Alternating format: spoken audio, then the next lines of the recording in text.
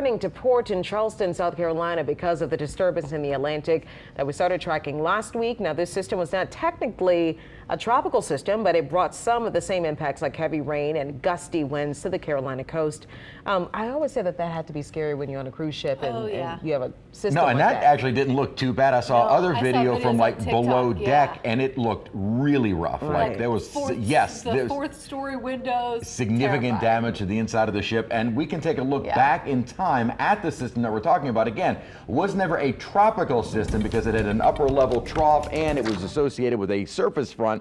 But this is what it looked like on satellite and radar. Boy, certainly had the look of a tropical system with almost even an eye feature around that center of circulation. A lot of wind, rain, and some pretty significant surf from that system. Thankfully, never did become anything worse than that inland, but certainly was pretty rough out on the seas. And if you remember, on Friday, we were kind of taking a look at this system.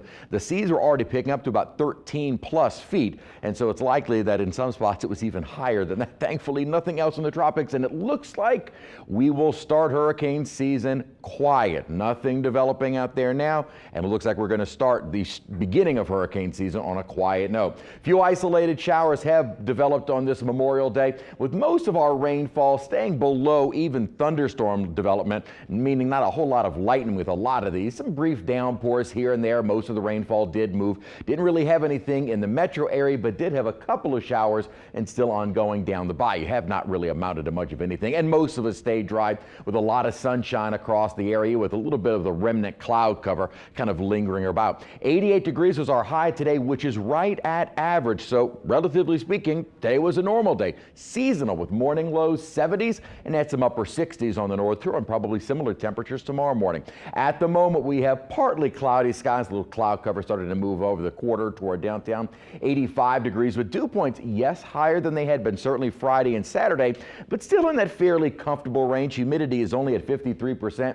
Winds out of the south-southwest at 6 at Kenner, but winds have been all over the place. Where we have had the rainfall or just earlier saw some rain, temperatures have dropped into the 70s. Raceland at 75, Hammond is at 78, but mid-upper 80s where we have not really seen the rain. And dew points, yes, a little bit higher, but it looks like over the course of the next several days, the dew points are going to remain in kind of that nice to humid range. We're not talking about the awful oppressive humidity that we know is coming. So really for the next 7 days, fairly pleasant weather and nothing going on out of the tropics, nor are we expecting anything through the next 7 days. So we will end May without a name system, and it looks like we're going to start the season on a quiet note. Our weather has been fairly quiet, had this little area of light showers popping up, but we are still watching that big upper low that is parked out over the East Coast. This is the same upper feature that brought in that non-tropical low that moved into the Carolinas. This feature eventually is going to start to pull away and weaken,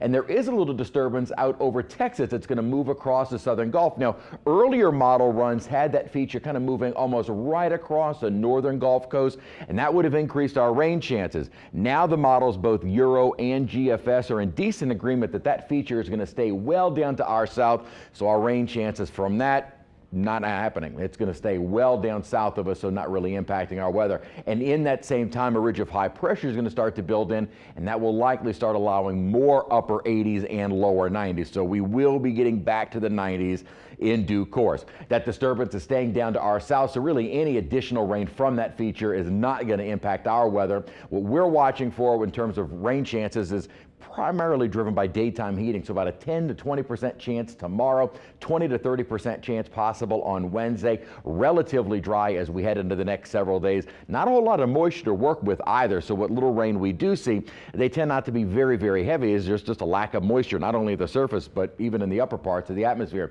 88 our high tomorrow, so again, near normal. I do think we'll start to see more of the upper 80s and lower 90s, that ridge of high pressure building in, but very quiet as we head into the weekend. You knew 90s were coming back, and this is just about seasonal for this time of year. A little disturbance might help to trigger some better rain chances by the start of next week.